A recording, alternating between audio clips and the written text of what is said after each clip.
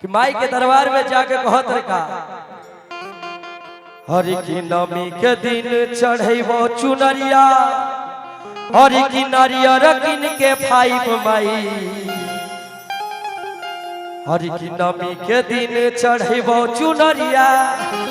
हरि की नारियर किन के फाइब माई तका भैया हरि की ऐसा नदी हाथ पाइब माई की सब हार जाए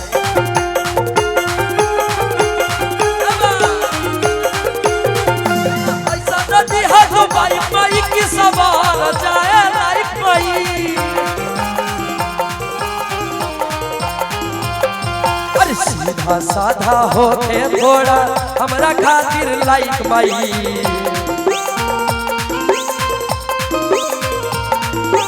घोर होके काम बाकी सीधा साधा लाइक माई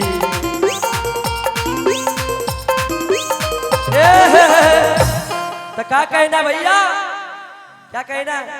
चाहिए ना सुंदरता हाँ तो एक बार दोनों हाथ उठा के झूमिए और कहना अरे कि ऐसा नदी हाथ लाइक माई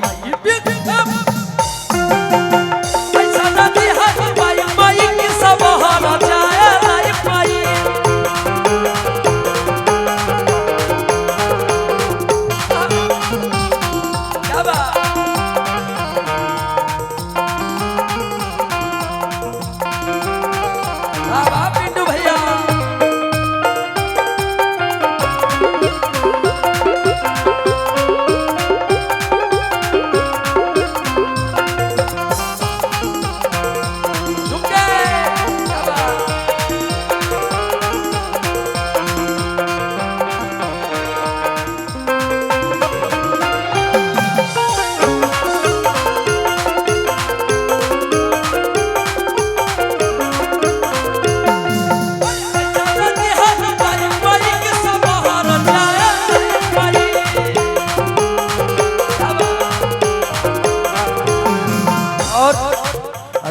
ना चाही गाड़ी बंगला तिलक में कहो कनिया मोर चाही माई सबका में कहो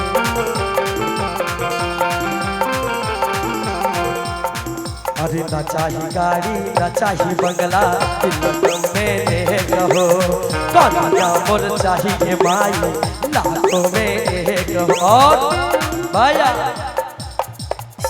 हर की दुख सुख में जे साथ रहे और दिला से करे लाइक माई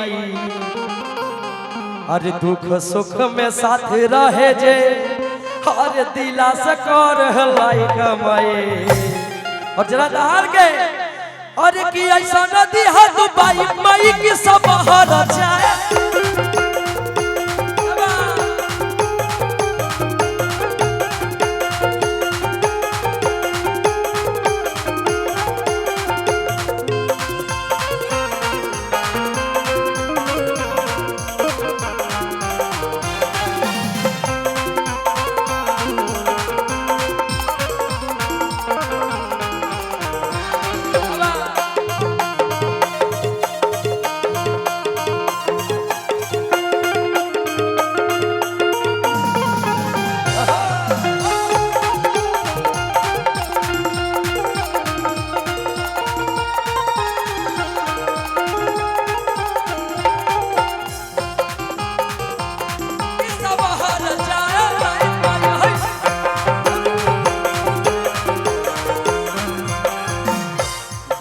पर अपन माही फेरी दाना चलिया हो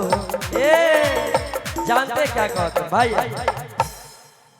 कि बेटा पमाई हो फेरी दा नजरिया और जल्दी चढ़ा दा हमरा माथे मौरिया है ना जरा झूम के अब बेटा पमाई हो फेरी दा नजरिया चढ़ा दा मोरे माथे मौरिया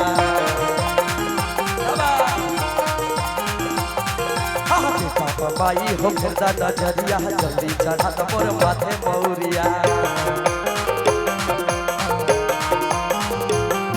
और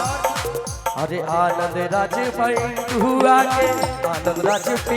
हुआ के तुम लाना पुकार माई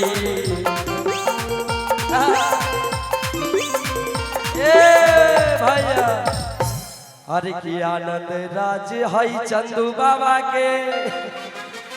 अरे की सुनी लाना तू पुकार माए जरीदार के भैया अरे की ऐसा नदी हतुल आई माई की बिगा